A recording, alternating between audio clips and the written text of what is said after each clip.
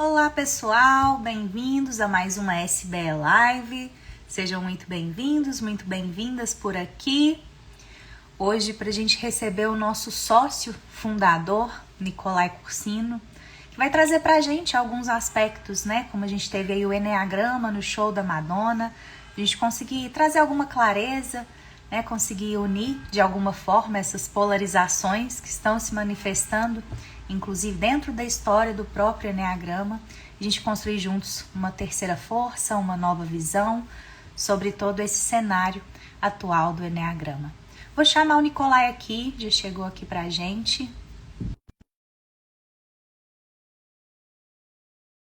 Sejam todos muito bem-vindas, muito bem-vindos. Quem puder, clica aí no aviãozinho, convida o pessoal aqui, que o bate-papo vai ser maravilhoso. Bem-vindo, Ni. A câmera tá do avesso, tá pro outro lado. Peraí que eu tô... São duas setinhas assim, ó, que você inverte a câmera. Acho que é o terceiro ícone. Aí, ops. Peraí, Bora lá, vai dar certinho. Clica de novo, Ni. Coisa linda, muita gente linda, querida, chegando. Você tá aí, Raia? Não tô te vendo. Boa noite, Nicolai. Eu não te escuto. Será que é o meu fone? Deixa eu colocar novamente aqui, só um minuto.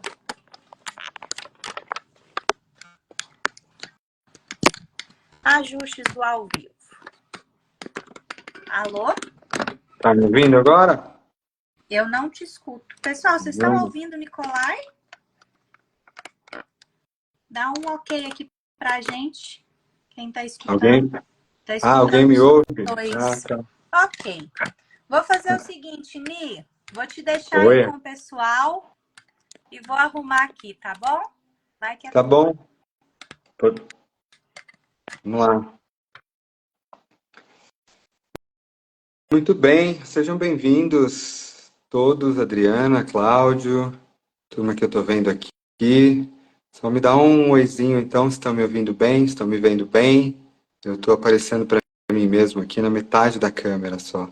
Então, só para saber se está tudo bem aí com vocês. Minha internet andou oscilando por aqui hoje e é sempre natural essas resistências, né? Quando a gente vai tratar de temas que são importantes. Muito bem. Primeiro lugar, é verdade, estou com cara de monge mesmo, né? Eu vim lá do Tibete, então eu disse que eles podiam me deixar entrar com tranquilidade lá nos templos. E é por isso. Muito bem, pessoal. Em primeiro lugar, eu queria dar um agradecimento muito grande a quem de alguma forma vai participar dessa conversa ou dessa live, porque a gente está falando aqui de esclarecimento, né? Esclarecimento é tornar uma coisa mais clara, é tornar uma coisa mais limpa, é, de certa forma, desamarrar nós que podem existir.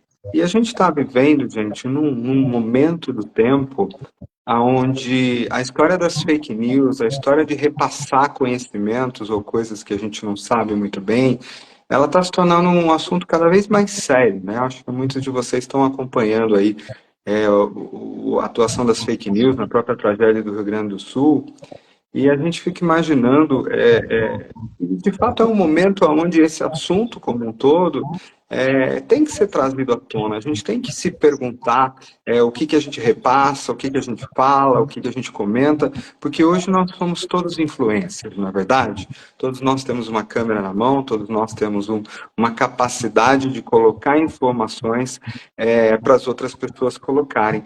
E uma das coisas que eu percebi, conforme né, apareceu esse símbolo na música Die Another Day, no show da Madonna, aliás, isso aconteceu não só aqui no Rio de Janeiro, mas também em Nova York, no Madison Square Garden, em Paris, enfim, isso faz parte da Celebration Tour, dentro da música Die Another Day, a gente vai falar um pouquinho o que que isso tem a ver.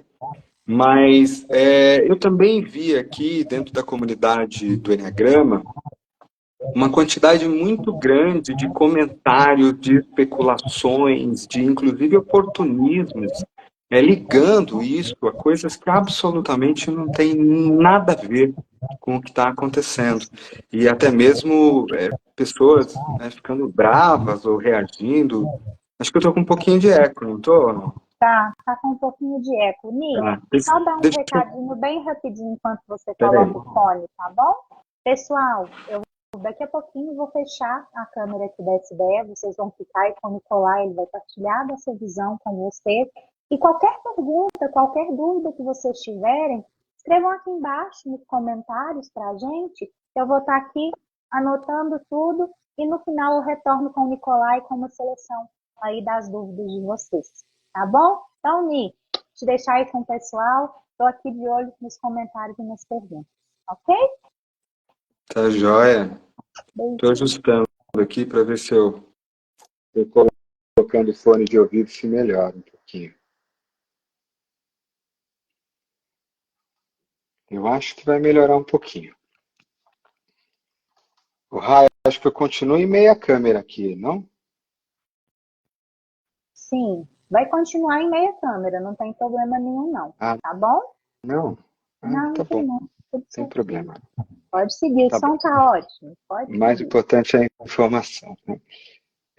Então, gente, uma das coisas que me chamou um pouquinho a atenção, obrigado pelo retorno, pessoal, que me chamou um pouquinho a atenção foi a quantidade de reações muito rápidas e a quantidade também de fake news que, de alguma forma, a comunidade do Enneagrama colocou aí dentro do sistema, dentro das redes, dentro dos comentários, e até mesmo reações de muitas pessoas do tipo, nossa, o símbolo não deveria estar sendo usado aqui ou ali, mas sem compreender exatamente a história desse símbolo que está em jogo por detrás disso e a quem nós de fato devemos honrar quando nós falamos isso. Então, antes de... Eu até fiz algumas programações, eu sempre faço lives muito intuitivas, né? Mas como isso tem uma certa questão informativa, eu até anotei algumas coisinhas aqui para a gente passar sobre algumas coisas. Então, eu vou primeiro trazer um pouco da história. Eu sei que tem muita gente ligada que tem contato com o Enneagrama que nós chamamos de Enneagrama das personalidades. Muitos que me conhecem têm contato com o Enneagrama dos 9 raios, que vem sendo o trabalho que eu venho desenvolvendo aí nesses 15 anos, que não fala de personalidades, mas de frequências energéticas vibratórias. E muitos sabem, ou já ouviram falar de um tal nome chamado Gurdjieff, Enneagrama de processo, lei de 3 e 7, mas muitos não sabem muito bem do que tudo isso se trata ou o que significa, e muito menos quando a gente for falar dos movimentos ou de o que essas escolas representavam. Então, antes da gente ir para a questão do símbolo em si, eu preciso voltar um pouquinho no tempo e aproveitar que tem muita gente da comunidade do Enneagrama aqui, para a gente honrar algumas coisas e para a gente também elucidar para algumas pessoas aí que são novas dentro do sistema, né? Vamos ver que o sistema do Enneagrama das personalidades é, de certa forma, mais difundido de forma popular, né? Então, muitas pessoas têm esse caminho. Então, a gente, acho que a maioria de nós aqui sabe, né? Enneagrama é um símbolo, enneagramos, 9 gramografias, essa figura de 9 pontas, e todo mundo sabe por aí que ninguém sabe exatamente de onde ela veio, e ninguém nunca disse, fui eu que fiz o enneagrama. Mesmo aqueles que tiveram contato antigo, a gente vai falar do Gurdjieff num ponto, Oscar Ichaço, ou a gente vai falar mesmo do enneagrama Sufi, ninguém vai dizer, ó, eu inventei isso, né? Embora alguns vão voltar na história e dizer que as leis em si matemáticas foram descritas pela matemática Sufi em algum momento do tempo. Mas vamos lá. O que é o Enneagrama mais popular, né? O Enneagrama das personalidades. Ele é o Enneagrama, esta figura, que surge aí, né, a partir dos anos 60, 70, 1960, 70, ou seja, nós estamos falando de algo bastante recente, onde a partir de um trabalho de Oscar Ichaço, né, na escola de Arica, no Chile, principalmente, onde ele desenha os enneágonos, né, os enneagramas, que não falavam ainda de um tipo psicológico para cada pessoa.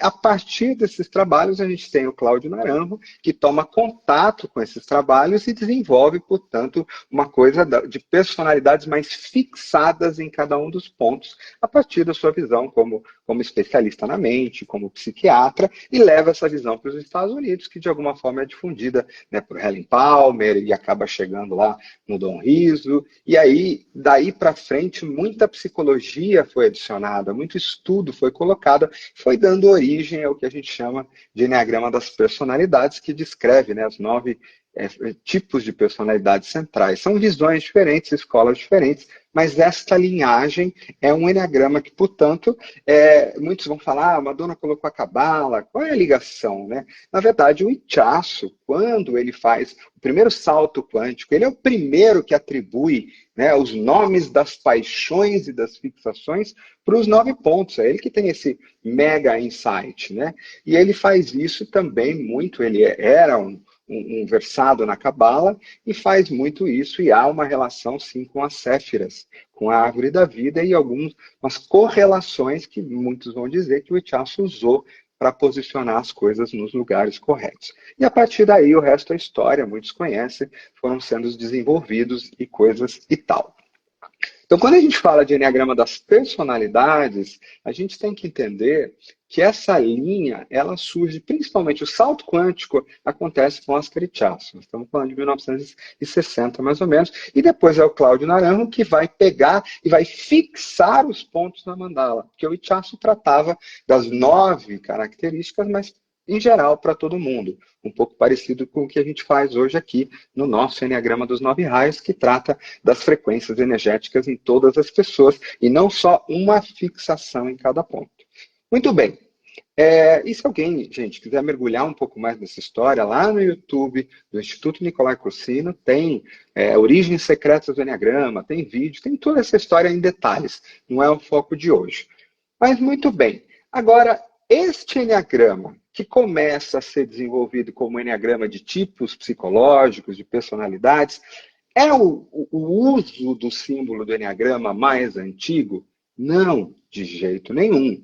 A gente está falando muito antes, e aí nós estamos falando de final do século XIX, início do século XX, nós estamos falando por volta lá de 1910, 1915, você já tem o Gurdjieff começando a trabalhar, ou já trabalhando com os movimentos ou com o seu símbolo do enneagrama, que ele nunca disse que era dele. Dentro do filme Encontro com Homens Notáveis, que é a partir do livro, né, de Gurdjieff, ele fala que ele teve um encontro com este símbolo de origem incerta e que este símbolo descreve, portanto, duas das principais leis universais, a lei de 3, né, a lei do triângulo, e aí para quem quiser mais detalhes, pode encontrar isso também nos nossos vídeos, e aí nós estamos falando de uma lei que envolve a criação, a geração de novas coisas, de novos pontos, e uma lei de 7, que é prevista na Itzad, que ela vai falar dos processos de criação, né, das coisas vivas, das coisas orgânicas. Então, se uma árvore, uma sementinha nasce e lá no final vem a fruta que dá uma semente e morre, ela nasce de novo, isso é um processo cíclico. O universo é feito de processos cíclicos, de enneagramas descritos. E esses processos cíclicos, eles vão sempre estar operando com a junção de 3 leis, uma força de ação, uma força de reação ou de resistência e uma força de reconciliação. Quando houver essas forças, os processos se desenvolvem na lei de 7, ou seja, eles, né, de uma oitava para outra, né, de um dó para o outro no piano, é uma coisa que os estudantes do Enneagrama de Processo gostam muito de usar, que é a oitava da música, né, Gurdjieff também era um compositor e músico, a gente vai falar um pouquinho disso daqui a pouco. Então a gente está descrevendo as leis de processos de desenvolvimento, de crescimento, de transformação, que vão desde galáxias e planetas até indivíduos específicos ou oitavas, por exemplo, de qualquer coisa, tá? Esses são processos mais complexos, quem quiser também, a gente tem lá no YouTube, não vou entrar em detalhes nele, mas é muito para entender que quando a gente está olhando para esse símbolo, quando a gente fala de uma origem de escolas ligadas ao Georgi Ivanovich Gurdjieff, né, que a gente está falando de um símbolo de processos de transmutação, que nada tem, processos cíclicos, que nada tem a ver, e aí é bom repetir, que nada tem a ver com a criação do Enneagrama das personalidades, que fala de tipos psicológicos. Jamais apareceu nos ensinamentos de Gurdjieff nenhuma referência a tipos psicológicos, não há nenhuma referência a estas divisões. Foi o Ichaço que dá esse primeiro salto. O que há de referências que o Enneagrama das personalidades de alguma forma acaba dando, porque há alguns overlaps, sim. O próprio Ichaço, na sua escola, traz ensinamentos de Gurdjieff, e outras pessoas do Enneagrama também foram fazendo algumas pontes entre as escolas de Gurdjieff, as escolas de quarto caminho. É natural para quem é atraído pelo símbolo, muitas vezes, olhar para outras e acabam juntando as coisas. Então, quando a gente olha para o Enneagrama das personalidades, por exemplo, para a teoria dos 3 centros de inteligência, para a forma como ele aborda o ser humano nos 3 centros, a gente está, sim, olhando para coisas que foram muito centrais no processo do desenvolvimento do Gurdjieff lá atrás. Muito bem. Vamos lá. Então, agora o que eu vou fazer um pouquinho aqui é entrar um pouco na história de como nascem os movimentos, ou o que alguns chamam de danças sagradas de Gurdjieff, o que, na verdade, ele mesmo, numa segunda fase, por volta dos anos 30, 35, 1930, 35, ele resolve não chamar mais isso de danças, porque realmente não são danças, e ele passa a chamar isso de movements, né, de movimentos. E eu vou explicar um pouquinho por que tudo isso. Então, já adiantando para vocês, eu vou falar um pouquinho lá no final, um pouquinho mais sobre isso, mas quando você olha aquela coreografia dentro da música Die Another Day, que é uma música que a Madonna produziu sob encomenda, não sei se muitos sabem, para o filme 007, Um Dia Novo para Morrer. Mas como a Madonna tem essa atração pela cabala, pelo ocultismo, por chocar as pessoas, é uma artista que envolve isso, ela gosta de usar simbologia, embora na minha visão não há profundidade nisso. É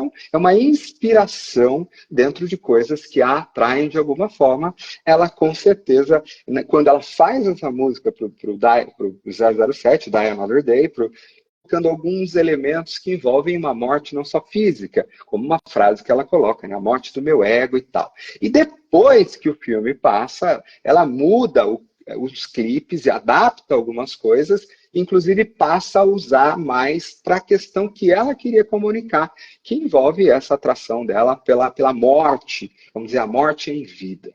E quando você olha no show, seja o show do Brasil, seja o show de Nova York, ou seja o show de Paris, na turnê Celebration, você vai ver que o que abre a tela é uma frase do Gurdjieff. Está escrito lá, George E. Gurdjieff. Ou seja, já está sinalizado de onde vem isso. É uma frase que para nascer, você tem que morrer primeiro. E para morrer primeiro, você tem que despertar. Ou seja, existe uma inspiração aí nestes elementos. E dentre os elementos que o Gurdjieff usava profundamente, eu vou entrar nisso daqui a pouquinho, dentro da sua escola para a transmutação e o desenvolvimento harmônico do ser, eram os movimentos sagrados, ou as danças sagradas, ou simplesmente os movimentos de Gurdjieff, como a gente vai falar. Eu vou falar para vocês um pouquinho. E quando a gente olha a coreografia de Die Another Day, a gente vê pelos movimentos de que há uma inspiração em movimentos das danças de Gurdjieff. Alguns acho que sabem, eu voltei da Índia semana passada e eu estive numa imersão de quase 20 dias dentro dos movimentos de Gurdjieff com uma escola direta ligada à origem na Rússia, há um século atrás. Então, eu tenho isso bem fresco do que, de certa forma, representa com ligações direto com a fonte. E isso é muito bom. E, por certa coincidência, esse tema surgiu aqui e a gente pode falar um pouquinho dele. Eu vou falar um pouquinho da minha experiência sobre tudo isso. Então, de alguma forma, aqueles movimentos, por exemplo, né, aqueles movimentos de mãos, as palmas, alguns movimentos, eles são inspirados, mas eles não são as danças de Gurdjieff. Né? Para quem virou e disse, nossa, a Madonna performou. Não, ela é uma artista. É mais ou menos, na minha leitura, como você pegar, sabe, um carnaval, e aí você não tem aquelas alegorias, as pessoas se inspiraram no Egito, aí tem lá o faraó sambando e coisa e tal, e aí você, nossa, mas aquilo foi inspirado. Não, gente, são inspirações artísticas em algumas coisas. Não aquilo que ela performa tem movimentos semelhantes. A roupa que é usada ali, de alguma forma, com exceção do chapéu, ela se assemelha a um filme, a um filme cult, inspirado no livro de um aluno do Gurdjieff, do ano de 1973, chamado The Holy Mountain, que também é outra inspiração simbólica que, de alguma forma, na minha opinião, também não é profunda o suficiente. Ela faz uma dança de símbolos, ela mistura, ela faz uma bagunça muito grande com tudo isso. Então, assim, o que a Madonna faz muito é jogar símbolos. Não sei se vocês perceberam, mas antes do Enneagrama aparece a árvore da vida, né? E aparece em outros shows. Então, a cruz é um símbolo que ela usa pra caramba. Então, assim, primeira coisa, gente, para quem acha que teve algum código secreto ou que a Madonna fez danças de Gurdjieff, não, ela não fez. As danças de Gurdjieff não são exatamente aquilo. Primeira, uma das coisas importantes, não são danças, tá? São movimentos. E os movimentos de Gurdjieff não têm expressão artística. Eles não são voltados para que o indivíduo coloque arte neles, muito pelo contrário.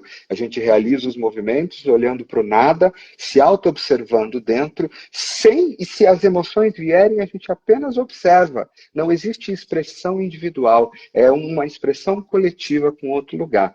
Mas há sim uma inspiração, claramente, quando você fala música Die Another Day, a morte do ego e tal, ela vai se inspirar em referências como isso. E com certeza alguém, seja ela, seja os seus coreógrafos, tiveram contato através de alguma forma, ou com Gurdjieff, ou com o Alexandre Jodorowsky, que faz o filme Holy Mountain, ou com alunos de Gurdjieff, e misturam um pouco essas coisas todas e criam essa referência artística. Então, não vai além disso. Mas que, de alguma forma, serviu para a gente trazer esse tema à tona. E o que mais me deixou um pouco, que me deu vontade de trazer esse esclarecimento, até aqui falando em nome da SBE, mas não só da SBE, pensando mesmo nos meus amigos das outras associações de Enneagrama, meus amigos da IA Internacional, da IA Brasil, principalmente nas escolas de Gurdjieff, nas escolas de Quarto Caminho, nas escolas que vêm através de Madame de Saltzman, nas escolas que vêm através de Orage. Eu senti que, assim, estava vendo uma confusão aí muito grande. Então, eu vou falar um pouquinho sobre os movimentos aqui, sobre essa filosofia, lembrando que eu saí dela faz uma semana, e para procurar honrar. E acho que a minha grande inspiração para hoje, gente, eu não ia falar sobre esses movimentos, tá? Foi um trabalho que eu fiz para mim, não era minha ideia falar sobre eles, não dá para se falar sobre algo que as pessoas estão praticando há 20, 30, 40, 50 anos, né? Você não tem falar sobre algo que alguém dedica uma vida inteira sobre, seria de certa forma até um pouco leviano, mas uma das coisas que eu tive na Índia, o nosso grupo era composto por mais da metade de russos, e russos, algumas pessoas da Geórgia, né, pessoas envolvidas ali ou da região do que se chama, né, da Ásia Central, do Cáucaso, que é da onde Gurdjieff nasce. Né? Gurdjieff nasce ali no final do século XIX, se eu não estou errando o número, mas é 1800 alguma coisa, e ele nasce num ambiente, gente, onde esse tipo de dança que levava conhecimento era algo comum na região dele. Tá? Então, essas coisas foram se perdendo culturalmente, mas esses movimentos culturais que eram expressos por danças eram coisas que existiam nos povos dessa época. Né? Ele nasce sobre uma influência muito forte do cristianismo ortodoxo da época, né? ou de influências mais do cristianismo grego, e algumas linhagens. O pai do Gurdjieff era músico, e o pai do Gurdjieff era uma pessoa reconhecida por instrumentos, por música. Então, o Gurdjieff cresce, de alguma forma, com essa inspiração da música dentro dele. Ele canta em coral, por algum tempo, seu pai esperava, inclusive, que ele fosse se tornar, né, um homem, um sacerdote ou algo do tipo. Então, a influência da música, dessas danças, dessas viagens que ele fez, dessas expressões culturais, ela acaba sendo marcada por algo que marca a vida dele de alguma forma. Então, quando ele faz, e aí esses movimentos e começa a desenvolver, aprender sobre a vida, desenvolver os seus programas, e então quando ele faz o primeiro movimento, que é ir para a Rússia, né, antes da Revolução, em 1917, e começa a ensinar o método que ele estava desenvolvendo, supostamente depois de ter encontrado com a escola iniciática de Saarmund, que ninguém sabe se de fato existiu, ou se é simplesmente uma alegoria. Gurdjieff gostava de alegorias, né? Quem já leu o livro Relatos de Beelzebub, seu neto, sabe que Gurdjieff nunca deixou muito claro o que era realidade ou o que não era realidade. Não sei quantos de vocês sabem, mas Gurdjieff tinha um background como hipnólogo, inclusive no início, como mágico. Ele gostava desse tipo de coisas, de ilusionismo lá no começo. Então, ele parece que sempre deixa uma porta entreaberta entre o que é a realidade e o que não era a realidade, e fala muito essas coisas de forma simbólicas. E dito, né, por alunos que seguem dessas linhas, ninguém nunca sabia exatamente o que uma coisa estava acontecendo ou não. Então, quando o Gurdjieff vai para a Rússia, antes da Revolução, ele se junta a, literalmente, algumas pessoas da nata, né, intelectual da Rússia. E a gente está falando, por exemplo, entre elas, né, Thomas de Hartmann, que era um músico, um compositor, um pianista do mais alto escalão. Ele era, por exemplo, o músico do czar na época, né? Ou pelo menos fazia apresentações para a corte. Então, aquela intelectualidade russa que tinha ligação, né, com esses ensinamentos, com essas coisas todas, acaba se ligando ao Gurdjieff, o que dá um grande poder de influência para ele, com algumas coisas. Vamos lembrar que a Rússia gosta dessas coisas naquela época, né?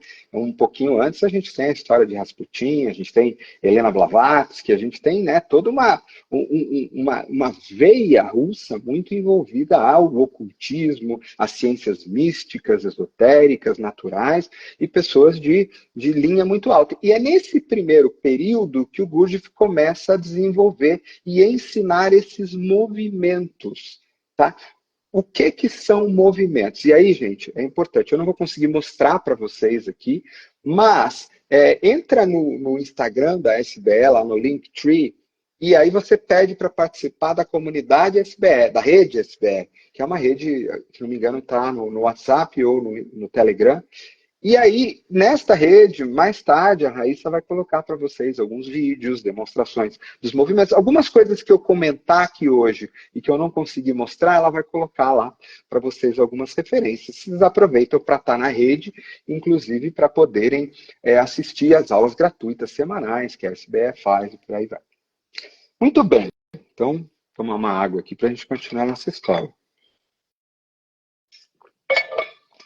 Então, quando Gurdjieff começa a desenvolver estes movimentos que, para ele, são movimentos que operam no homem, que provocam o seu desenvolvimento harmônico, provocam a sua transformação, sem precisar passar ou compreender do que se trata. Então, o Gurdjieff dizia que cada um desses movimentos tinha uma alma por detrás dele, mas ele jamais contou que alma era essa, nem para os discípulos mais próximos. Ele chegava, as pessoas, começava os movimentos, ele dizia que cada passo desses movimentos evocava um tipo de energia diferente, ou seja, uma postura específica, o efeito da minha mão assim, ou da minha mão assim, invoca algo dentro de mim diferente. Então, esses movimentos, eles eram movimentos, são, né, até hoje, muito precisos, extremamente detalhistas, que envolvem movimentos de mãos, de braços, de pernas, de cabeça, e envolvem movimentos que, enquanto você os realiza com o corpo físico, porque eles são físicos, você também é obrigado a estar com o centro do intelecto acordado. Por quê? Porque você precisa ficar, por exemplo, numerando aquilo que é o movimento que você vai fazer da próxima vez. Olha que interessante. Uma das uma das grandes coisas que o Gurdjieff sustentava muito, Gurdjieff era muito duro ao sustentar que o homem vivia no estado de máquina. Ou seja, que o homem, dentro dos teus centros de inteligência, o homem comum não tem discernimento. Não tem nenhum discernimento. Mas que o homem comum, no fundo, está dominado por um intelecto que é de baixa frequência, traduzindo aqui do jeito que eu gosto de falar, pensamentos que habitam a cabeça dele, que o corpo dele é mecânico, que as emoções são mecânicas, que ele sofre influências de outras forças, ou seja, para o homem natural que não faz o seu caminho de autoconhecimento, ou vamos falar em Die Another Day, que não morre para si mesmo para renascer, esse é um homem-máquina. A máquina habita dentro dele. E o Gurdjieff era muito duro. O Gurdjieff tinha um viés da vida um tanto quanto mecânico. Se a gente for olhar, muitos vão falar que ele tinha um raio 8 como um raio forte. E me parece, sim, por uma certa visão de mundo. Tudo voltado ao corpo, ao movimento, ao sensorial, à ligação com o intelecto. Ele era alguém também inteligente, estrategista, que fazia uso de corpo e pensamento. Então, olha que interessante. Quando você começa a aprender um movimento qualquer, Gurdjieff fez mais de 250 movimentos. Tá? É muita coisa. E para cada um desses movimentos, ele, junto ao de Hartmann, criaram uma música específica para o movimento. Essas músicas não são as músicas que você acha no Spotify. Quando você vai para o Spotify, digita lá Gurdjieff, de Hartmann, você vai encontrar músicas que os dois compuseram. O Gurdjieff como compositor, o de Hartmann como compositor de música. Os dois faziam isso. Mas essas músicas eles produziram para performance, para aparecer para o público. As danças não. Ele produziu peças de música específicas para cada uma dessas 250 movimentos. Vale dizer, gente, que esses 250 movimentos, eles não foram desenhados pelo Gurdjieff. Hoje, há linhas que vêm de alunos do Gurdjieff que já têm esquemas de como fazer os movimentos, que eles são super complexos, mas elas foram desenhadas muito depois da sua morte. Então, ninguém consegue garantir que os movimentos atuais são os movimentos originais.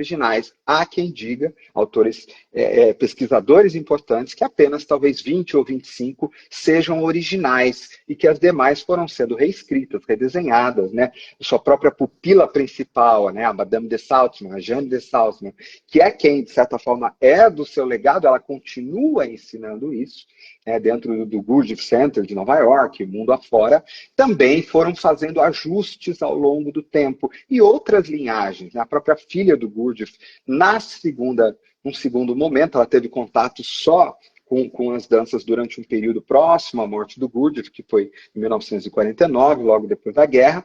Ele teve 2 períodos onde ele trabalhou os movimentos. Esse período na Rússia e depois, só 15 anos depois, um período lá em Fontainebleau, lá em Paris, onde ele estava lá junto com a turma, e aí um segundo momento dos movimentos. Há, inclusive, quem classifique esses movimentos com ideias diferentes, com momentos diferentes da vida.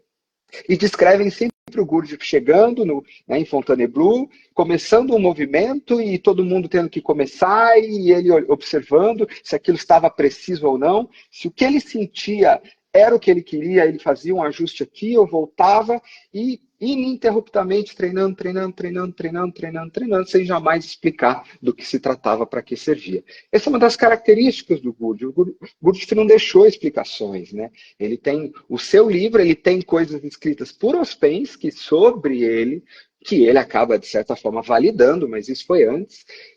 Mas você não tem essas explicações cognitivas de alguma forma. Muito bem, então vamos começar a juntar movimentos no corpo que causam efeitos. Não só num corpo individual, mas num corpo coletivo. Os movimentos são realizados sempre em grupo. Não dá para realizar os movimentos individualmente. Eles são feitos para realização em grupo. Então você tem movimentos, a inspiração da história de Gurdjieff, o trabalho dele que envolvia muito o corpo, ele como compositor e músico vai, portanto, falar no efeito, né, da música, e Gurdjieff tem um viés um tanto quanto matemático também. Então esta relação entre música, frequência, a lei de oitavas, as próprias leis do Eneagrama de Gurdjieff, elas começam a se relacionar numa composição que é meio música, matemática, harmonia, efeitos sobre o homem. Então, a maneira pela qual, uma das maneiras pelas quais o Gurdjieff mais trabalhou os seus alunos e discípulos foi estes realizando movimentos de ordem de 3 a 4 horas por dia. Vou contar, gente, um pouquinho da minha experiência, só para vocês terem uma ideia, quem não acompanhou, né, a minha viagem nestes movimentos. Você chega e você é colocado ali, né, tem um grupo, e o professor, a professora, no meu caso, os dois, começam a realizar os movimentos. E você tem as posições corretas para você ficar, normalmente colunas de 5 e 8, 8 e 5, você vai começar a encontrar algumas relações. Os movimentos começam e são movimentos que vão ficando cada vez mais complexos. E ninguém para corrigir você. Então, há pessoas que estavam comigo praticando há 30 anos na Rússia. E eu um dos poucos novatos ali no movimento. E é extremamente difícil. Extremamente intenso. E sabe qual é uma grande diferença, por exemplo, de uma dança? Eu sei que já perguntaram, eu vou falar um pouco mais sobre isso. Os movimentos, eles... Qual que é a tua ideia, né? Legal, eu vou fazer o seguinte. Eu vou fazer o movimento, é difícil pra caramba, eu entendi que essa mão vai assim, essa mão vai assar, o pé vira no 2, no 3 e no 4. Legal, peguei, não peguei? Não, não peguei. Porque no próximo acorde, inverte tudo. O que começava do 1 começa do 2, começava do 2 começa do 3, começava do 3 começa do 4.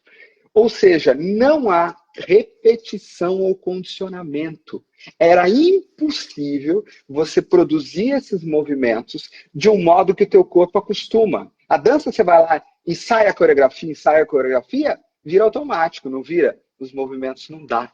Porque você tem que ficar mudando a ordem deles. Então você fica fazendo contas na sua cabeça. 1, 2, 3, 4 e 2, 1, 3, 3. Então você é obrigado a manter o centro do intelecto funcionando. O Gurdjieff até dizia para os alunos que era legal ficar visualizando os números. Ou seja, você foca o teu mental enquanto o teu corpo está fazendo algo bastante complexo. E aí você está, segundo o método de Gurdjieff, conectando centros físico e mental através de um processo que ele desenvolveu e nunca explicou. Tá? Então, não é aquela coisa, vou fluir e dançar artisticamente de jeito nenhum. Você fica fazendo conta, numerando os passos, enquanto a música está lá fora, batendo tempo, 1, 2, 3, 4. Só que, às vezes, eu tenho metade da música, por exemplo, imagina o acorde da mão direita do piano fazendo tempos de 4. 1, 2, 3, 4. E você seguindo 1, 2, 3, 4 na tua mão. Só que as tuas pernas vão estar acompanhando um baixo na ordem de 3 tempos. Então eu tenho uma parte do meu corpo atuando em 3 tempos musicais e a outra atuando em 4 tempos musicais. Eles não coincidem, eles ficam batendo um em cima do outro. Então você, inclusive, não consegue ter coordenação absoluta entre pé e mão. Você fica trocando o tempo inteiro. Pra vocês terem uma ideia, teve movimentos que eram difíceis para mim, onde uma parte da minha... o lado direito do meu corpo fazia movimentos chamados de staccato, acho que alguns sabem. São movimentos mais masculinos, né? Pum, pum, pum, pá, pum, pum, pá. E o lado esquerdo do corpo, movimentos mais femininos. E você tendo que manter o teu corpo nesses 2 lugares ao mesmo tempo, enquanto a perna atua num outro ritmo. Sabe? Alguém já brincou daquela coisa de gira a mão para um lado e a outra, e você consegue, né? O pé tenta fazer isso, né? Gira o pé direito para o lado direito e começa a girar a mão direita. Isso, agora multiplica isso por 1000, gente. E você sendo obrigado a fazer conta num negócio que não para e com a música ali colocando. E invertendo as coisas. Então, quando, de repente, é um movimento de cabeça, acontece no 3º tempo. Só que na segunda, ele inverte para o outro lado e é no 2º tempo. E aí você tem que ir descendo. 4 para 3, 3 para 2, 2 para 1. E aí, gente, o que que acontece? Primeira coisa, você não vai conseguir, a não ser que você esteja, né? E aí, só que se você parar para pensar, nossa, eu não consegui, o que que aconteceu? Você perdeu o próximo movimento. Porque lembra que se eu parar de fazer a conta no número, eu erro o movimento que vai acontecer na próxima. Entende? Então, eu tenho que ter a minha mente completamente focada no número, na batida, e o corpo fazendo movimentos que são de tempos diferentes. Ou seja, a minha atenção, ela não tem nem um zilésimo de possibilidade de ir para qualquer outro lugar que não seja isso aqui. Então, uma prática de presença absolutamente poderosa. Só que mais do que, né? Quem faz prática de presença, como o Eckhart Tolle, por exemplo, eu gosto, você só observa, né, o que está acontecendo. Não é? A meditação não é assim? Na dança de Gurdjieff, não. Você tem que usar o intelecto, você tem que pensar. Pensar, pensar, pensar, fazer movimento. E o corpo está fazendo todas as inversões. Tá. Primeiro dia, né? Para muitos eu descrevi. Começa lá e você não consegue fazer, você não consegue fazer, e o ritmo nunca. E aí vem aquela coisa, nossa, eu acho que eu não consigo, nossa, aquela pessoa é melhor do que eu, nossa, eu não estou conseguindo, será que eu errei? Esses fantasmas que são seus e não do movimento, porque aquelas 40 pessoas não estão preocupadas com você, elas estão cada uma fazendo em coletivo, fazendo o seu trabalho interno, mas os seus fantasmas se levantam. Só que se você olhar para o seu fantasma e se perder nele, o que acontece? Você perde o movimento. Então você começa a ter que fazer uma escolha, que é, ou eu largo tudo que se manifesta em mim e faço isso, ou eu não consigo fazer. Isso eu estou falando de crença e pensamento. Começa a surgir emoções também. A emoção de frustração, de eu não estar conseguindo, ela se levanta. Se eu entro na emoção de frustração e começo a me perder, eu perco o próximo movimento. Esses movimentos não são feitos para serem realizados com emoções. Eles podem evocar emoções. Então eu não posso deixar a emoção me levar. Eu observo essa emoção. E eu, gente, experimentei frustração absoluta, só que eu tinha que escolher entre chorar, lamentar, parar, pensar nisso ou continuar. E experimentei o êxtase do flow, que é quando você simplesmente vira um com aquele todo. E eu peguei, por exemplo, a minha perna direita, eu não sou uma pessoa com uma versatilidade musical, batendo no compasso da música, no baixo, que é um tempo diferente da. Retornando aqui, pessoal, nossa live caiu, a gente já está acostumado com isso, a gente já sabe o que acontece quando a gente está partilhando aqui informações desse nível, tá tudo certo, a gente segue com fluxo, vamos voltando, vou aguardar aqui Nicolai também retornar, pra gente seguir, né, nessa live que pra mim tá sendo assim, ó, bum, não sei se pra vocês também. Né? Já vou chamar Nicolai aqui. Não me escutam, já vou chamar Nicolai.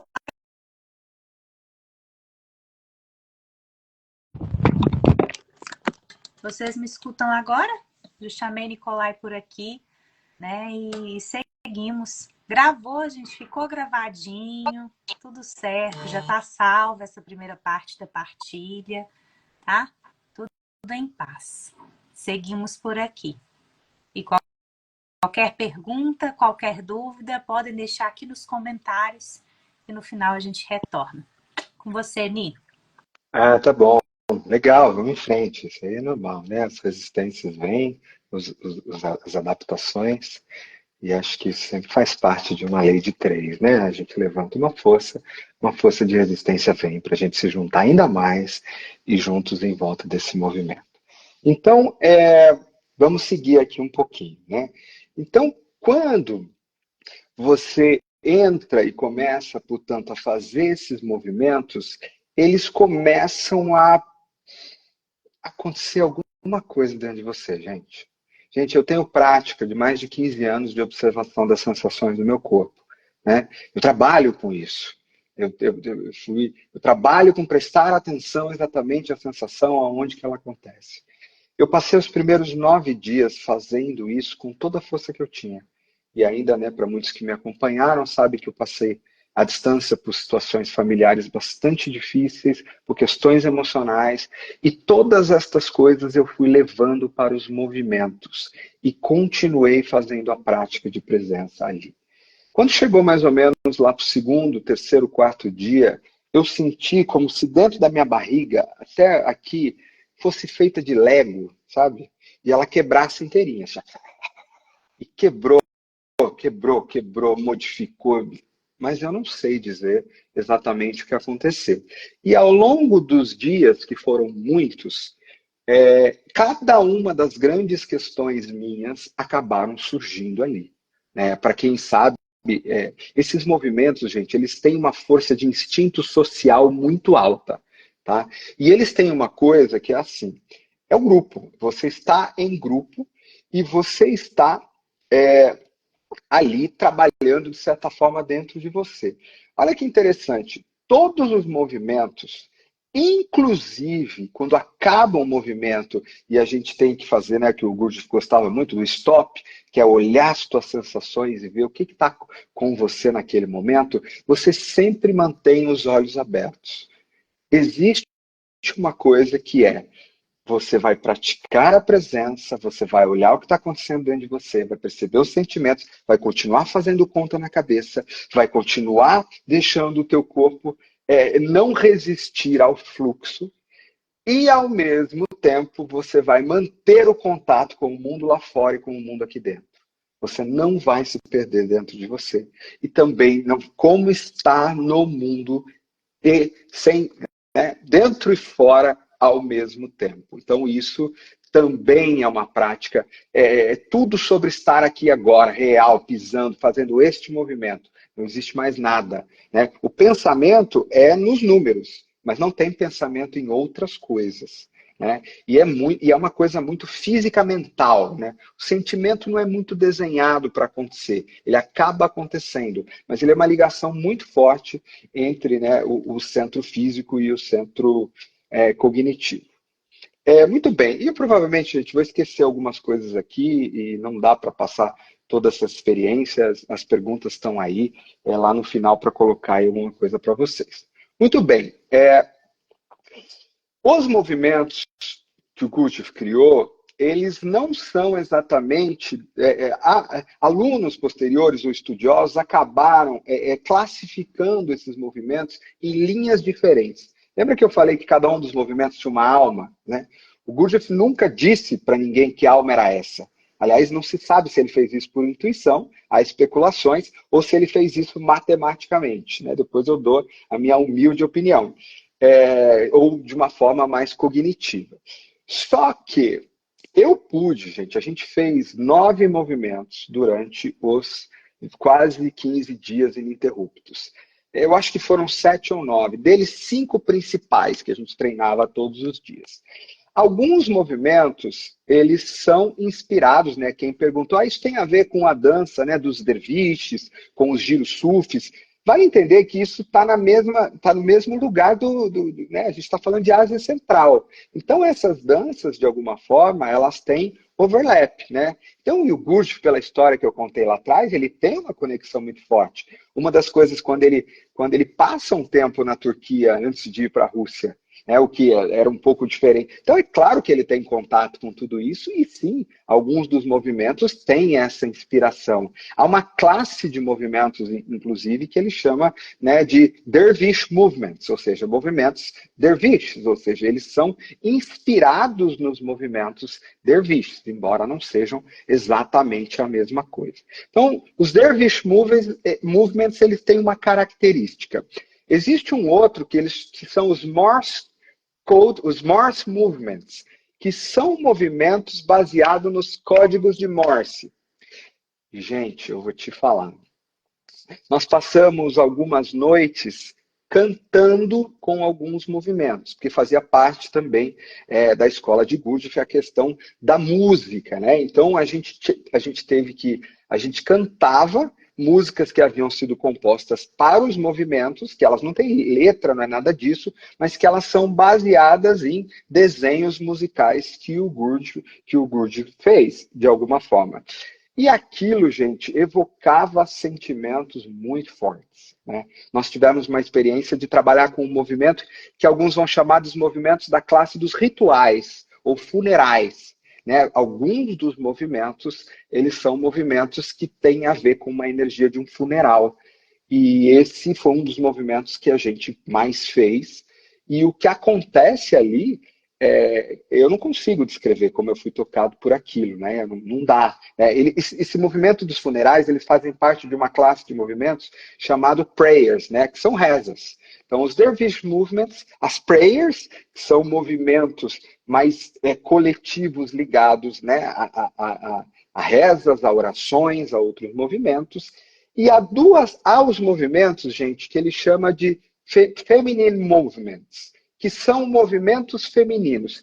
Esses movimentos os únicos que o Gurdjieff fala que seria menos ruim que serem chamados de danças, porque eles têm um desenho um pouco mais feminino de alguma forma, tá? Mas não são, o próprio Gurdjieff fala, não é para ser chamados de dança. Ele chama de danças lá no começo, depois ele troca para movements, né? Então, são movimentos de alguma forma. E aí muitas pessoas vão perguntar, né? E aonde entra o Enneagrama, né? O Enneagrama não está presente em todos os movimentos. Tá?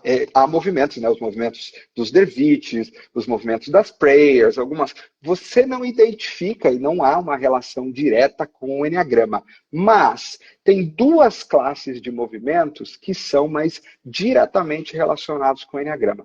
O primeiro deles se chama Enneagram Moves, que são aqueles movimentos que você vê acontecendo em cima da mandala do Enneagrama ou com ela projetada lá em cima. E esses movimentos têm pessoas em pontos diferentes, retratando, ensinando elementos sobre as leis do 3 e leis do 7 e as dinâmicas de processo do Enneagrama.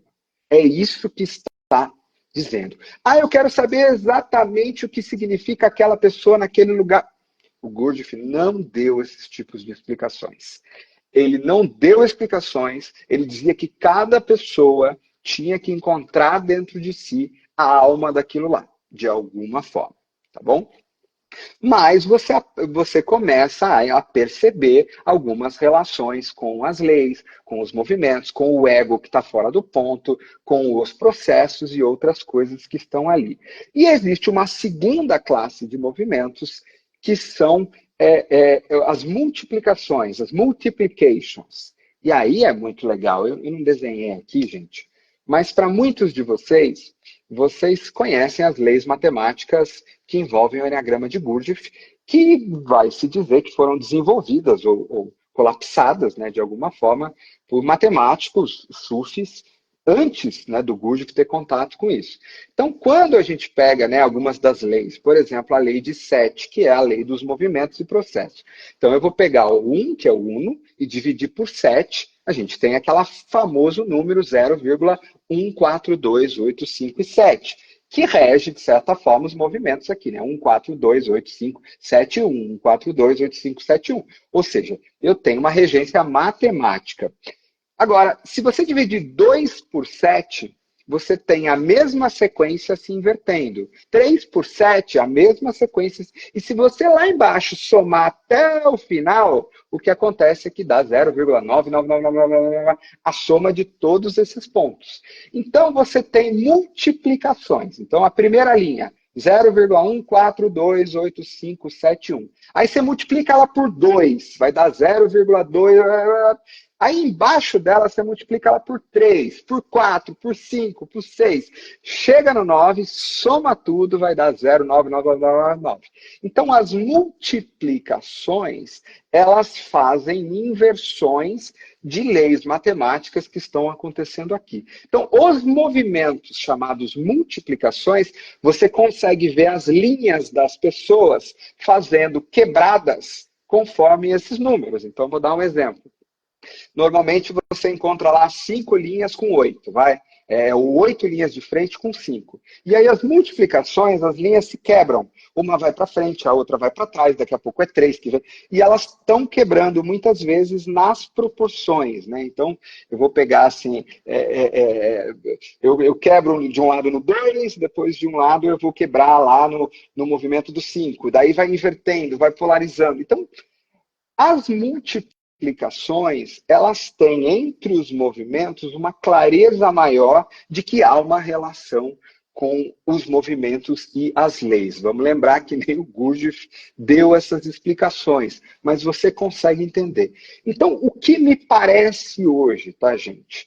De que existe por detrás disso, né, uma metodologia que o Gurdjieff começou aqui, que foi desenvolvendo ao longo do tempo, e que visava ensinar estas leis, ou transformar, ou realizar efeitos no homem a partir dessas leis, diretamente a partir da prática dos movimentos. Então é por isso que as pessoas, ou seus discípulos, ou aqueles que moravam com ele lá em Fontainebleau, praticavam esses movimentos por anos, décadas e por aí vai. Tá bom? Muito bem. Eu tive a alegria de estar com um grupo de russos. E assim, gente, uma das coisas que me fez, né, vir para essa live hoje foi o tanto que eles me tocaram no coração, no sentido da disciplina. Eu tinha pessoas ali que ensinam na Rússia, né? Eu tinha professores da Rússia, professores ali da Índia, e os nossos professores eram meio que professores de professores, né? Então era comum, o pessoal sabia muito mais. Eu era um dos 2 ou 3, eu tinha recebido um convite, que não tinham experiência com isso, portanto se tornou isso muito mais difícil para mim de alguma forma. Então, o que eu percebi, o que chama a atenção? Gente, a dedicação dessas pessoas para esses movimentos, o respeito com que elas têm isso, a disciplina que elas têm, porque esses movimentos, gente, você começa às 8 da manhã, você termina às 8 da noite, pelo menos foi assim com a gente, e eles continuam na mesma batida, na mesma batida, na mesma batida, na mesma batida, na mesma batida, na mesma batida, na mesma batida, na mesma batida. Não tem intensidade, não tem variação, não tem. Você está sempre ali, auto-observando, praticando presença, voltando para você, né? E pum, pum, pum. Então, você olhar aquelas pessoas fazendo isso com aquela dedicação, com aquela serenidade, com aquele respeito, pessoas de alma leve, né? Muitos vão falar, nossa, russos, mas e a guerra? Gente, essas pessoas não têm nada a ver com o que os governos delas fazem. Eles são tão reféns quanto nós. São pessoas de linhagens bonitas, em processos de autoconhecimento. Eu estava com israelense, eu estava com russo, eu estava com indiano. Existe, sim, um círculo de pessoas no planeta que estão envolvidas com o trabalho de ascensão da consciência e nada mais. Elas existem. Vale lembrar, gente, que Gurdjieff foge, né, da Rússia em 1917 por conta da Revolução Russa, senão ia morrer todo mundo. Ele fica sem casa ali. E ele vai voltar a trabalhar nos movimentos em 1935, 34, quando está prestes a estourar a Segunda Guerra Mundial. E ele permanece em Paris durante toda a guerra. E há quem diga, né, há histórias hoje se revelando que ele, inclusive, juntava pão para dar escondido para as pessoas e coisa e tal. Mas eles continuaram, a parte da guerra, realizando esse tipo de trabalho de movimentos. Uma guerra acontecendo, o mundo está em colapso. E essas pessoas estão vivendo, né, no castelo de Fontainebleau juntas. Thomas de Hartmann, que era músico, né, do czar na Rússia, ele vai embora com a mulher dele, ele larga para acompanhar o Gurdjieff e abre mão da sua carreira mega virtuosa para criar os pontos para o Gurdjieff. Então, pessoas que param a sua vida, de alguma forma, para se dedicar àquilo que elas acreditavam que era um projeto de transformação da consciência. Né? Die another day. Né? Morre em vida para surgir depois. Então, acho que essas coisas todas, elas são coisas muito importantes para nós. E o que me veio muito no coração de dizer, gente? Aqui eu vou dizer de forma direta, não é como reatividade, é algo que eu sinto que é importante para a comunidade do Enneagrama. Não vamos nós sermos espalhadores de fake news, gente. eu vi algumas pessoas olhando, dizendo, olha, a Madonna viu o Enneagrama e agora ela está dizendo, ela também sabe a importância de conhecer a sua personalidade, como uma 3 sexual, 2 sexual. Mentira, gente. Não tem nada a ver. Nada a ver. E outras pessoas dizendo coisas do tipo assim, olha, como ela não pode se apoderar deste símbolo que veio aqui para iluminar a gente e tal. Gente, são pessoas ligadas ao Enneagrama das personalidades. Será que nós não nos apoderamos de um símbolo que já existia muito antes do que nós? O que sentiu as escolas de Gurdjieff, atravessando guerras, atravessando tudo isso, a linhagem que veio, né, por Madame de Saltzman, as escolas de Gurdjieff diretas, outros alunos seus, o que eles sentem até hoje quando vem um enneagrama dos tipos psicológicos, descrevendo tipos de pessoas como se só existissem 9? Vocês já pararam para sentir isso? O quão sagrado é esse símbolo para eles? O quão sagrado isso representa numa filosofia? E aí, gente, eu vou dar um salto aqui um pouco maior nisso. A história do símbolo Enneagrama é uma história de conflitos. Os discípulos de Gurdjieff brigaram praticamente todos entre si e continuam brigando. Então, não é porque a Jeanne de Saltzman cria, entre aspas, a escola oficial, que outras... Há, por exemplo, pessoas fazendo os movimentos de Gurdjieff, até hoje, com seriedade, mas que vêm da linha de Ouspensky. E Ouspensky briga com Gurdjieff em 1920, alguma coisa. Então, houve um desenvolvimento de uma linha paralela tão séria quanto. E há outros alunos diretos de Gurdjieff que desenvolveram linhas um pouco separadas da Madame de Saltzman. E há uma outra coisa interessante. Né? Na década de 80, o Osho, e muitos conhecem o Osho, né? O mestre espiritual indiano, com aquele jeito completamente diferente do Gurdjieff. Né? Gurdjieff era aquela coisa, o trabalho, seriedade, vamos morrer em vida, o sacrifício consciente do ser humano, the work, né? Tudo é trabalho, trabalho, trabalho. A visão do Gurdjieff era essa. E o Osho é que o êxtase, a diferença, a liberdade, o surrender. Né? Enquanto o Osho está lá, trabalha, enquanto o Gurdjieff está, trabalhe, trabalhe, sacrifique, o Osho está, trabalhe, mas renda-se também ao que é mais. Só que o Osho olha os movimentos em 1980 e ele fica tão impressionado com aquilo, numa demonstração, que ele fala, traz para a gente também. Coloque em Pune, que é onde ele vivia, e eu quero que esses movimentos também sejam ensinados aqui. Né? E eu tive a alegria de, a minha professora é a pessoa a quem ele pediu, o próprio Osho, em 89, para que os movimentos fossem levados para a escola do Osho, de alguma forma. E é claro que isso, por mais, também foi colocando alguns elementos, e muitas pessoas da linha direta do Gurdjieff vão olhar isso com olhares muito ruins. Então você tem o próprio Enneagrama de Gurdjieff, né, que vai virar nas escolas oficiais, as escolas de quarto caminho, e eles brigando entre si. Uma desarmonia muito grande, a desarmonia do Ouspensky.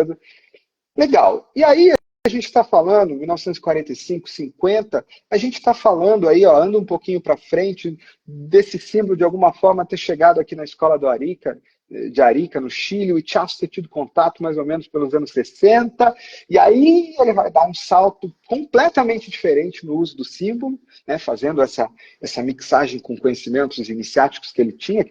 Se vocês quiserem, eu conto a história do Ichazo, né, no YouTube, numa aula que eu dou no detalhe, mas ele era uma pessoa com conhecimentos iniciáticos altos, com uma intelectualidade muito alta também. Né? O Enneagrama parece que tem essa coisa com a intelectualidade. E quando ele dá esse salto quântico e dessa origem, vai parar lá no Naranjo, na escola Sati, e dali vai se surgir uma linha mais psicológica e as coisas vão se encontrando aqui e ali e vão modificando, você vai ter também uma outra grande briga ou cisão, né, que é justamente essa.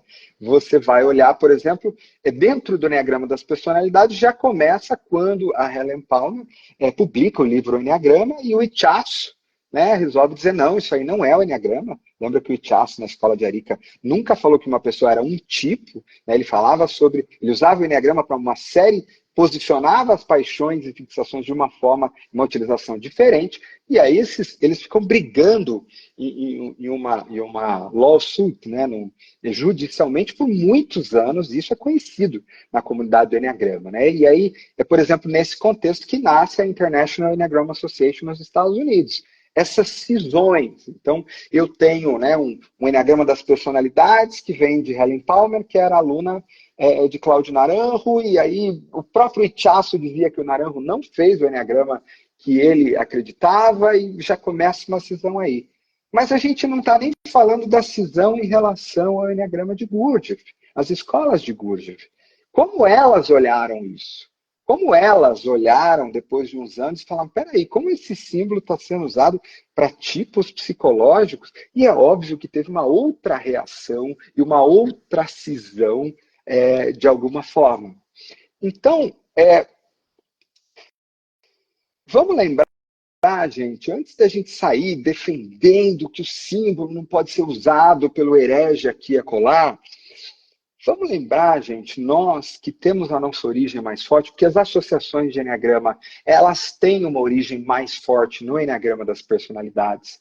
A IEA nos Estados Unidos é assim, a filial brasileira, a IEA brasileira é assim, a própria CBE, que a gente gira em torno do Enneagrama das personalidades e do Enneagrama dos 9 raios, que é o Enneagrama das frequências, que mistura um pouco das leis do Gurdjieff, sim, porém, é uma ordem, uma linhagem muito mais forte do Enneagrama das personalidades. Se você for olhar aí a internacional, vou dizer que 70%, 80% da energia e do que está ao redor nasce do Enneagrama das personalidades. Os próprios fundadores. Em alguns momentos, vêm pessoas da escola de Arica, em alguns momentos, vêm outras pessoas trazendo o Enneagrama de processo, isso existe. E cada vez mais está ficando mais próximo, tá?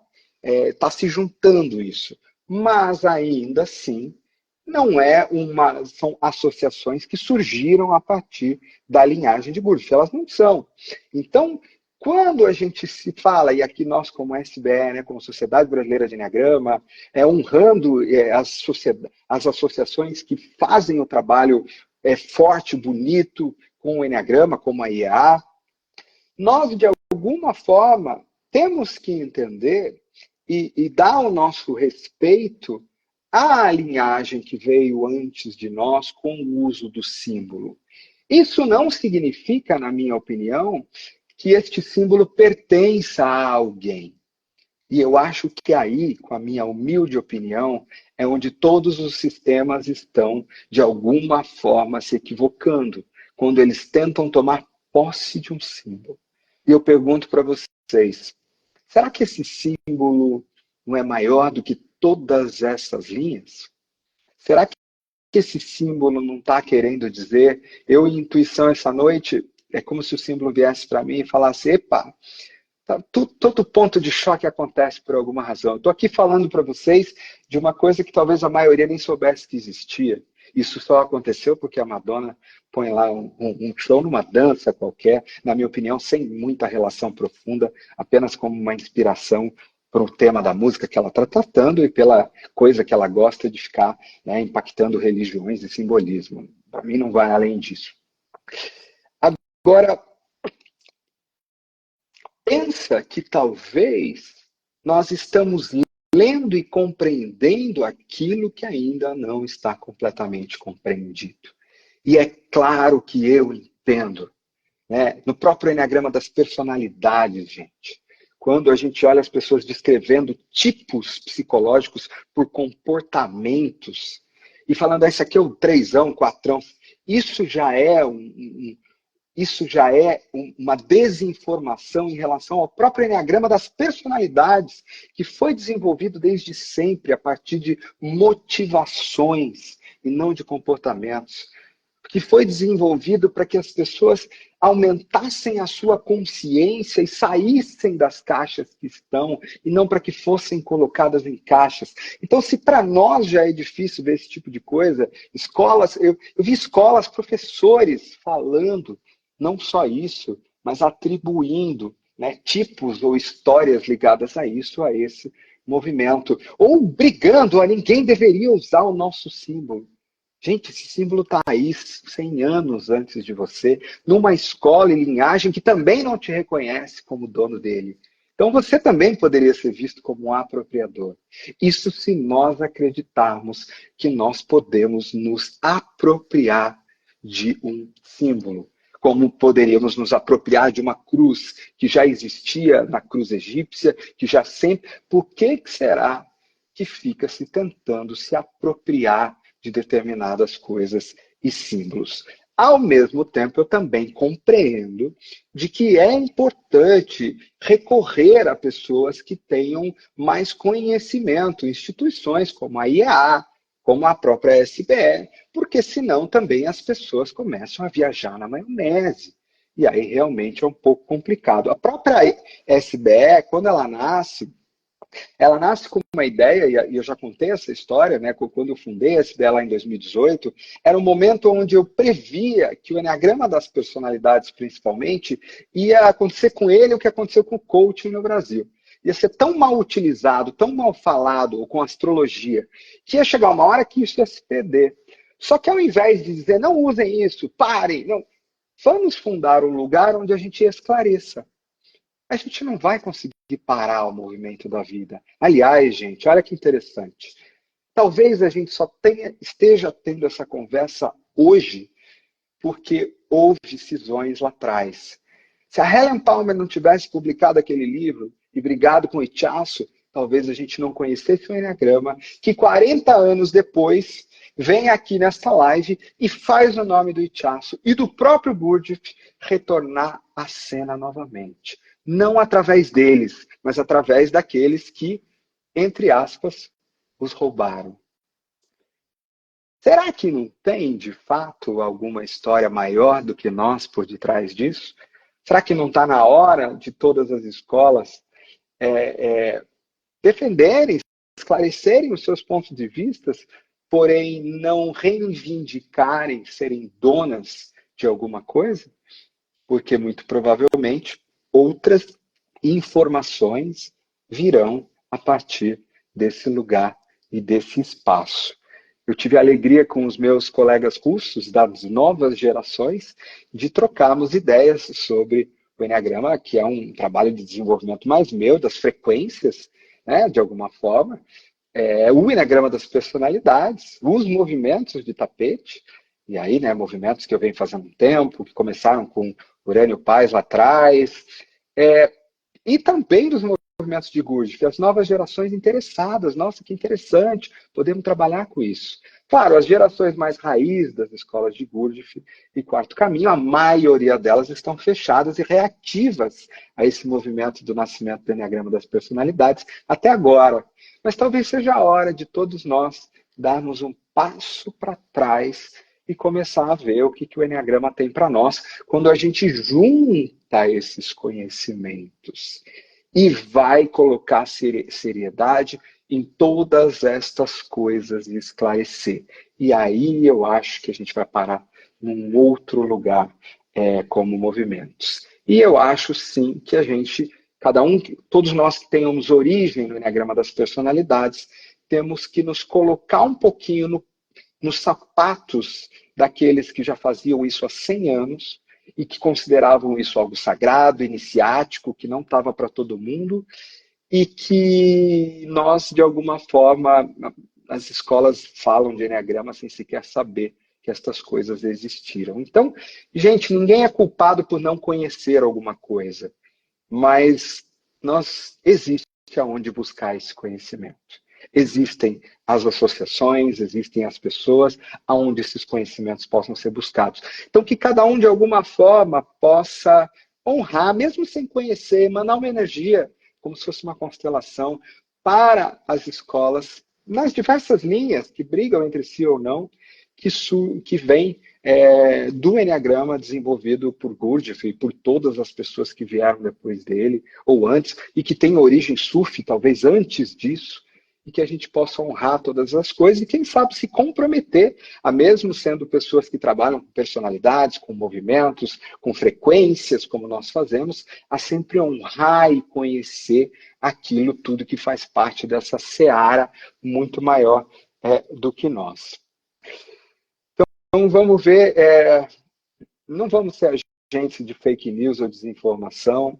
Informação é importante, é o que a gente precisa. Deixa eu ver se eu esqueci alguma coisinha aqui, tá, gente? Eu não tenho como, já me falaram aqui sobre para eu entrar nas leis do Enneagrama, mas eu não consigo falar sobre todas as leis agora. Lá no meu YouTube, Instituto Nicolau Cossino, digita lá o que você quer. Lei do 1, Gurdjieff, Origens Secretas do Enneagrama, Oscar Ichaço, você vai encontrar tudo lá nas playlists, tá? Bonitinho.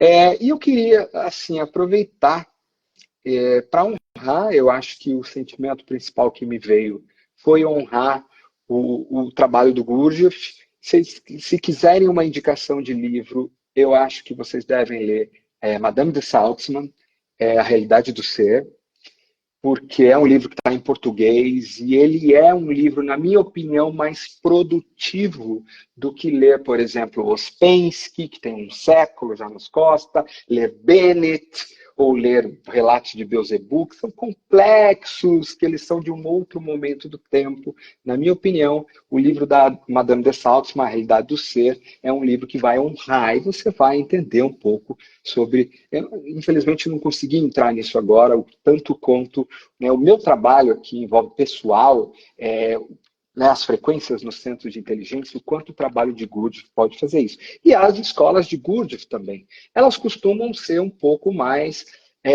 criteriosas, né? Dificilmente uma escola de Gurdjieff dá um curso rápido, ela vai exigir, como Gurdjieff fazia, que você entre naquela escola, que você tenha um compromisso semanal, que você cumpra determinados caminhos e rotinas. Elas têm linhagens diferentes, como era feito lá antigamente. Mas existem as escolas de Gurdjieff em São Paulo, em outros lugares, em outras linhagens. É importante saber, né, como eu contei aqui, que essas linhagens vêm de lugares diferentes e que a gente possa honrar isso de alguma forma, pelo menos aí através da Madame de Salzmann, ou através de uma leitura, de um conhecimento, mesmo que você não vá trabalhar com isso.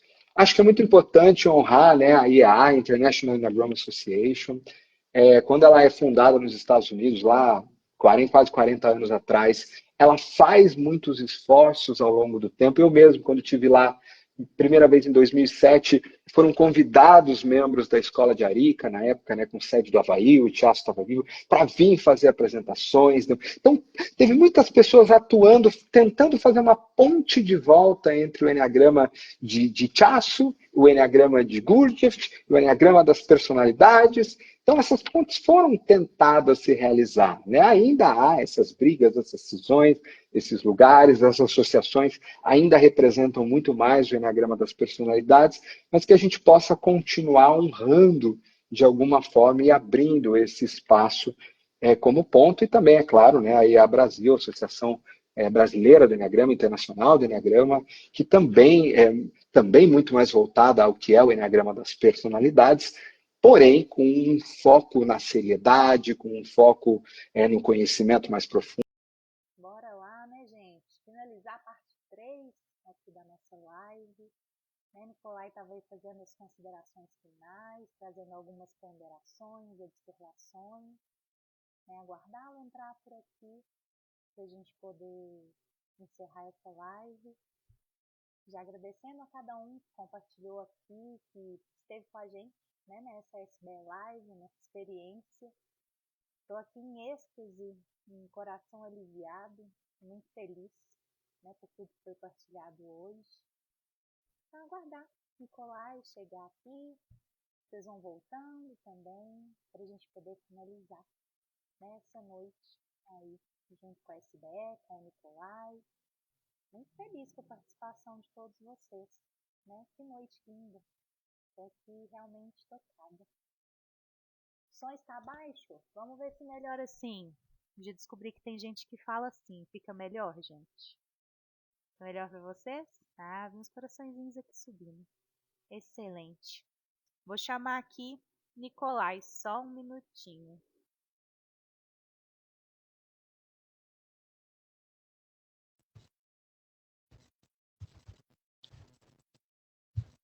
Melhorou? Excelente, então. E vamos em frente. A gente já está bem acostumado, né, Nicolai, assim. Já sim. Normal para nós aqui, tudo certo.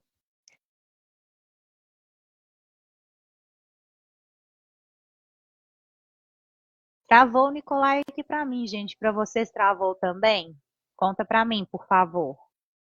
O Nicolai tá bem travadinho aqui a câmera dele. Aqueles sinaizinhos que já tá bom também, né, por hoje. Só dar um tchauzinho, Ni. Quer concluir o que você Não, estava não. falando? Eu quero. Você está me ouvindo agora? Agora eu tô te ouvindo. Perfeito. Ah, tá bom. Gente, não pude entrar, né, em lei de três, mas, enfim, a cada força ativa, uma resistência se levanta e é reconciliando essas coisas e vendo como essa resistência, de alguma forma, pode ser usada como energia para construir algo maior. Bem, mas acho que talvez seja um sinal para parar por aqui. Tá? A internet não está aquelas coisas. Vamos lembrar, a gente vai juntar esses vídeos, a gente vai disponibilizar mesmo com essas falhazinhas aqui e ali. Se quiserem mandar perguntas para a SBE, mandem. A gente está com eco, né? Não, mas tá bem tranquilo. Tá pouquinho. Tá só um cadinho. Só um cadinho? É. Um cadão. Agora ficou um cadão. Não sei o que você mexeu aí, não. E agora? Agora tá ótimo. Agora tá ótimo. É isso. Uhum. Então, mandem as perguntas para a SBE. Lembra de entrar lá no link da SBE e entrar para a rede SBE. Toda semana tem aula gratuita. Se você quiser ajudar a esclarecer para a comunidade do Enneagrama essa história, gente, pega essa live, a gente vai juntar, vai disponibilizar amanhã. Passa isso para o máximo de pessoas possível que você puder na língua portuguesa, porque essa história, como eu estou contando aqui, gente, você não vai encontrar, ou pelo menos vai ser muito difícil de você encontrar com essa união e clareza. Então isso pode fazer muito bem, porque ela pode ajudar a equalizar esse conhecimento. Dessa forma a gente vai fazer uma honra aos que vieram antes e um chamado para que haja uma conciliação aí de alguma forma. E vamos lembrar, só para finalizar, gente, esse instrumento, seja o que ele for, seja na linha de Gurdjieff, seja na linha do Enneagrama das Personalidades, dos 9 raios, ele é um instrumento de consciência. Ele é um instrumento onde é esperado que ao longo do tempo eu me torne menos reativo. Eu tenho uma observação maior sobre os meus pensamentos, uma observação maior sobre minha reatividade emocional, uma observação maior sobre a minha barriga, sobre os meus movimentos físicos. E quando eu vejo as pessoas olharem um símbolo e começarem a reagirem mecanicamente, trazendo suas crenças sem pensar, trazendo reações de defesa físicas, emoções. Gente, pela linha de fundo. Primeira coisa que você aprende no movimento, no curso de Enneagrama, isso aqui é sobre autoobservação. Reagir de forma automática pela máquina. Aí a gente vai falar de um Enneagrama que descreve comportamentos de pessoas, mas não as ajuda a saírem desses lugares. E aí a gente está errando muito mais feio. Então, assim, se você está no caminho do Enneagrama, seja qual ele for, é esperado que você saiba respirar antes, que você saiba entrar em presença, que você saiba observar se a tua mente está com clareza ou se ela está repetindo padrões. Se o teu coração está sereno ou se ele está repetindo e sendo enganchado. Ou se o teu corpo está se enganchando. Senão vira o que o Gurdjieff dizia, gente, máquina, boiada. Né? Boiada em nome do Enneagrama. É boiada do mesmo jeito. Tá bom? Então, é para isso que a gente está aqui para fazer o trabalho de consciência, e esse trabalho envolve, sim, um aumento da minha capacidade de não reagir, de ser mais sereno nos meus 3 sensos de inteligência e poder responder à realidade, seja mentalmente, emocionalmente ou fisicamente, a partir de um espaço de ação certa e nova, a partir de um espaço de clareza mental, a partir de um espaço de emoções que foram curadas na sua reatividade e que surgem neste momento de uma forma mais serena. Se não é este o trabalho que está sendo feito, Você ou está só começando o seu trabalho com o Enneagrama, ou está indo na direção errada. Tá bom? Um beijo da minha Mi, parte aqui, eu encerro e ver se a Rai tem comentários, falas, perguntas, o que quer que seja. sim.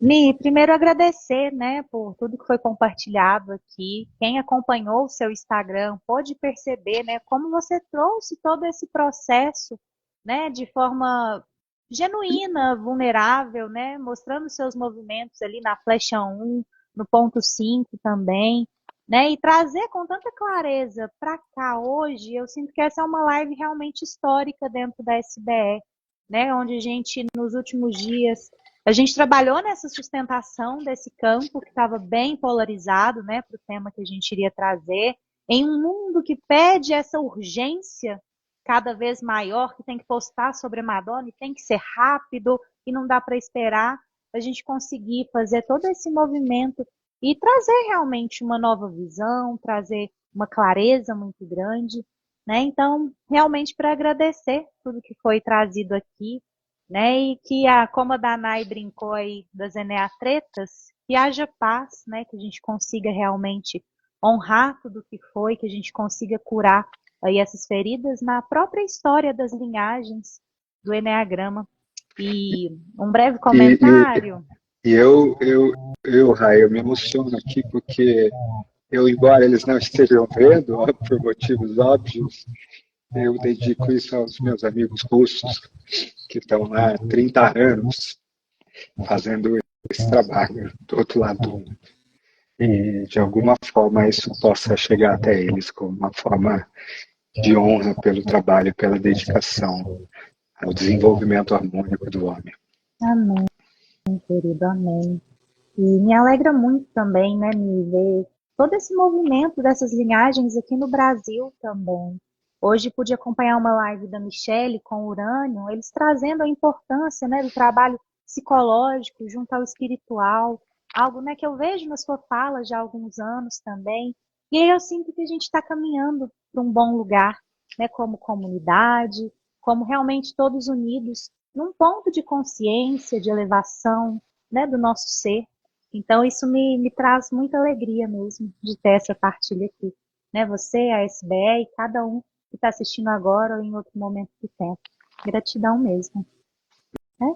Não. Arro. E só mais um último recadinho. Né? Você falou sobre a rede SBE, perguntaram sobre literatura de Gurdjieff. Acredito que a gente pode mandar lá na rede sugestões, né, de vídeos para o pessoal assistir, os livros também que você indicar. Né? Então, clica lá no link da nossa bio, entra na nossa rede e, claro, lembrando também que tem o Congresso 22, 23, 24 de novembro aqui da SBE, onde Nicolai vai trazer uma vivência para a nossa turma VIP, vai fazer a palestra magna. Enfim, muitas coisas lindas por aí. Fiquem de olho, né, no nosso Instagram, no Instagram do Ni, e vem coisa boa por aí, graças a Deus. Amém, queridos. Acho que vamos terminar então sem pergunta, né? Porque já fomos muito hoje. E você respondeu tudo, assim, eu fui anotando bonitinho, você já foi respondendo. Eu falei, esse restinho aqui dá pra gente mandar lá pela rede, o pessoal aproveita também, né? Tá bom. Então, gratidão a todo mundo. A gente deve ter um trabalho aí amanhã para juntar esses vídeos de alguma forma. Assim que eles forem juntados, eles devem ir para o YouTube até o final do dia.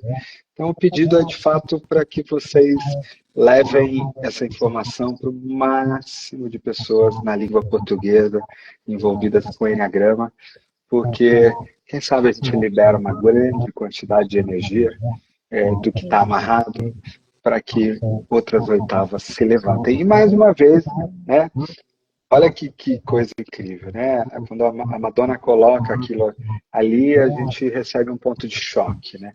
Parte da comunidade reage ao choque, ou seja, não tem atuação e entendimento de como a lei de três funciona.